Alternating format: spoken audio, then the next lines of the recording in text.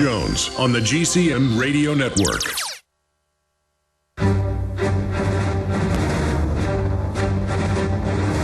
Big Brother, mainstream media, government cover-ups. You want answers? Well, so does he. He's Alex Jones on the GCN Radio Network.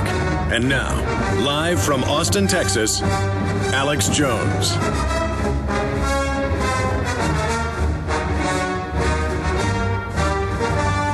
Ladies and gentlemen, this is going to be a syndicated radio transmission today that you are not going to want to miss. Every day is very important, obviously, as the world gets crazier by the minute, as the New World Order comes into full view. Tyrannical, eugenics, death cult-based system of psychopathic control freaks setting up a global technocracy to carry out their dreams of godhood. But today is going to be power-packed. I had one of the most powerful interviews I've ever done with Ron Paul. And I've only interviewed him once or twice taped before, but he's so busy, he kept having to reschedule. And I said, look, I'll just come in anytime for a taped interview. And so I interviewed him right before we went on air today because he had to catch an airplane. So I interviewed Ron Paul right before the show, and we're going to have that video and audio, video for Prisonplanet.tv viewers, audio for the syndicated radio audience, coming up at the bottom of the hour, 18 minutes. Now, that said, I really learned about human psychology on the drive in to work this morning.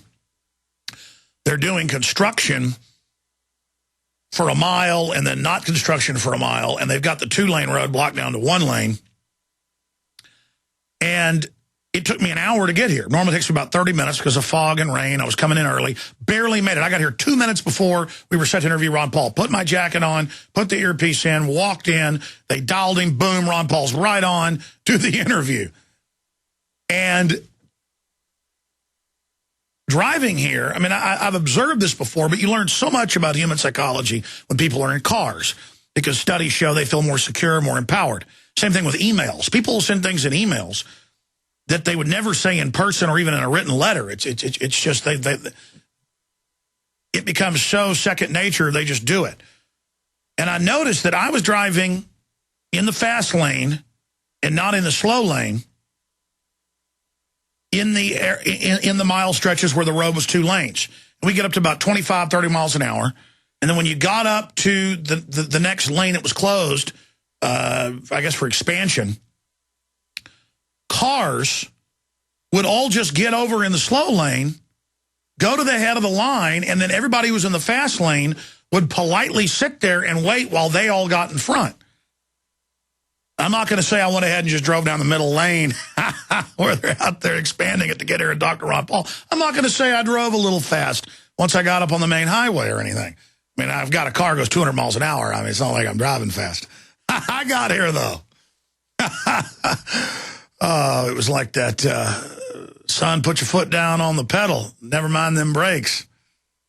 Let it all hang out because we got a run to make. The boys are thirsty in Atlanta, and there's beer in Texarkana. No, I'm just joking.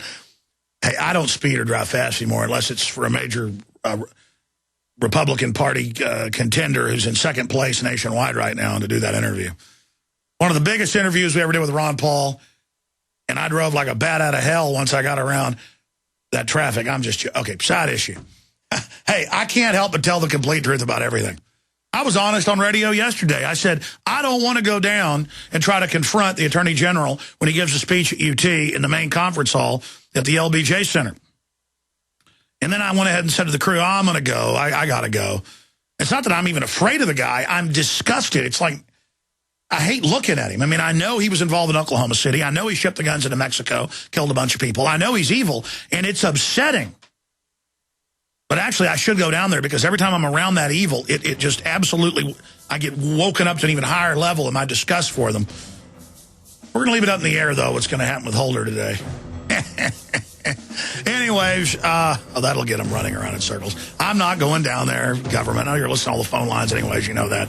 All right, incredible news on the other side. The Ron Paul interview coming up. Just wait. Huge transmission coming up. Stay with us. are, my friends, Tuesday, the 13th day of December, 2011. 2011, very long in the tooth. The vaunted, fabled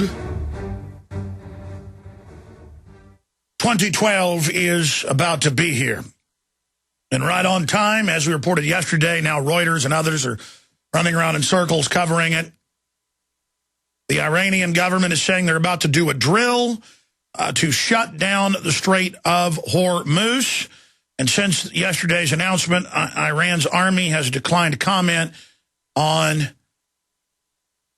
government's Hormuz exercise remarks. A member of Iranian Parliament's National Security Committee said on Monday that the military was set to practice its ability to close the Gulf to shipping at the narrow Strait of Hormuz, the most important oil transit channel in the world. 40% of it goes through it daily. But there was no official confirmation. The legislature, Perez Sarvari, told the student news agency, soon we will hold a military maneuver on how to close the Strait of Hormuz. If the world wants to make the region insecure, we will make the world insecure. Now let's stop right there. Every security analyst, not even worth their salt, knows, just like every economist knows, unemployment's been above 22% for about 3 years, not 9% like Obama says. And he's going to have it down to 8 by Christmas. It's fairy tales. Anyone who knows anything about geopolitical systems knows the first thing the Iranians are going to do is blow up some of their own derelict ships they've got all tied up along those cliffs there and sink them and mine that, and nothing is going through there.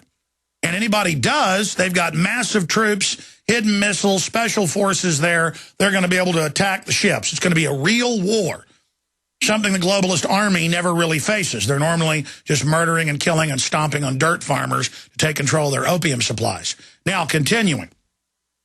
Regardless of what you think of Iran, the facts are, for 5 years, it's been admitted that 5 different groups, in 2007 he made the announcement, so yeah, just about 5 years. Bush put out a press release saying 5 groups, 4 of them known Al-Qaeda, real Al-Qaeda, same folks they shipped into Libya and now into Syria, very same names, same groups, same commanders, on record, who say they're Al-Qaeda and fly the flags, real Al-Qaeda that's killed U.S. troops. They use them against Iran. See, this is real war, but the Al-Qaeda they hire is simulated. It's real U.S. troops dying, real Iranians dying. People are like, but why? They've got to have an enemy attacking our troops if we're going to be there. There's got to be a fight. See, the British today, if Gandhi would have tried to hit him in the head with billy clubs over in India and gone along with all that and let people see it and witness that the British were the ones out of control, less than 100,000 of them controlling 400 million Indians at the time. Now it's over 1 billion. 100,000 people controlling 400 plus million. Nowadays, they would just have some of their own people dressed up like Hindus shoot some British troops, and the British troops would just mow everybody down, and the Brits would get behind it because, well, somebody shot our troops. How do you deal with people that don't fight you? In the old days, you just had very corrupt imperial troops who loved raping and killing and slaughtering. They called it booty. They got to rape, got to kill, got to steal whatever they got, and it was a culture of death and destruction, and so you could do that. So people didn't have a choice, they had to fight back. But in the Christian Western cultures, in the last few hundred years especially, it's been seen as immoral. And the morals got raised higher and higher in England. And the morals got raised higher and higher in Europe and the United States to where, hey, it's wrong to have slaves. It's wrong to have white indentured servants. It's wrong. And they were the minority at first, but they had the moral high ground. So then new ideas of speaking to the heart and soul of enemy soldiers and to imperial enforcers and minions of what you're doing is wrong to me. I'm a human being. Have some empathy. This is my country. It's wrong what you're doing. Well, today the British would just send in terrorists, and they do this. They have manuals on it that are public that have been declassified from the 60s and 70s. They would stage terror attacks against themselves, against their own troops, to get the troops hopping mad where they don't care and they'll kill any Indian they are told to. So Al-Qaeda is a simulated army. They were used against the Russians, the Serbs. They're used against America to take our liberties. They're used against Muammar Gaddafi. And it's in the news today, mainstream news, the videos and photos of the Arab al-Qaeda lining blacks up and shooting them and hacking them up with machetes, including women and children. And the media is like, well, it's the price to get rid of Gaddafi, flying the al-Qaeda flag and now being shipped into Syria. U.S. Special Forces massing along. People say Special Forces don't mass. Oh, really? When they're training and about to command guerrilla forces that go in for street fighting? Yes, they do. That's confirmed to be going on in Jordan. I mean, the whole world is moving right now towards regional and multi-regional war with different proxy armies fighting. China, Russia, U.S., Europe, all involved. A resource war. But the larger enemy is the people of Europe, England, the United States, Canada, Australia, New Zealand. The bankers have seized us, and they know that if they've got wars going on, we'll tend to circle the wagons and do what they say and let them have our pension funds and let them set up checkpoints and martial law. If they do that, if they have a war going. So right as the world government's announced, right as the international treaties are signed, right as the new VAT taxes are going in, right as the New World Order is announced, they want something that could turn into a program as big as World War II, in Rand Corporation's own words. So I digress. I got a lot of other news I've got to hit here, but Ron Paul's coming up here, and the most incredible interview I've ever done with him. We just taped it before the show. But I began 14 minutes ago.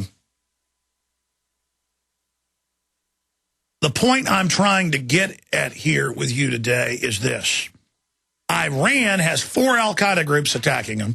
They've got military bases blown up with giant craters on the ground. Obviously, those drones aren't just surveilling.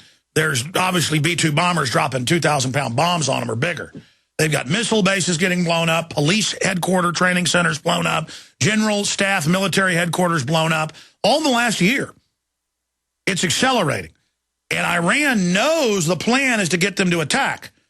So what Iran is doing is saying, okay, you're going to do that. We've got our proxy armies ready to attack Israel on all sides, not with missiles from Iran, but through Hezbollah in Lebanon, through other systems. All of this is happening. That's why Netanyahu had to fire the former head of the Mossad who told him don't do it. Because they understand what this is going to turn into. And it's going to be a bloodbath and a disaster. But the mega banks, it's going to be good. When the oil gets shut off to Europe, it's going to implode even faster.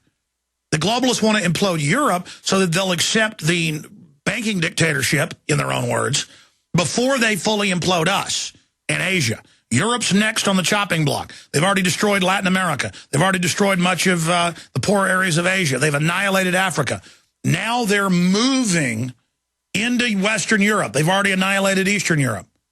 Now they're moving into this area. Russia's run by corrupt thugs, but they have breeding programs. They don't want their population to go away. They're not eugenicists. And Russia is not under the New World Order's control. That's why it's the enemy. And I've done a deep analysis of it. That's the case. It's its own little crime syndicate, and Putin and others, the old hardline KGB people, threw out the Rothschild bankers who had taken control of the oligarchs and now have control of it. China is in deep with the New World Order, for my research, planning a double cross against Russia. And Russia discovered that in the 60s when they came to the U.S. government with a plan for Russia and the U.S. to jointly nuke China. And the United States said,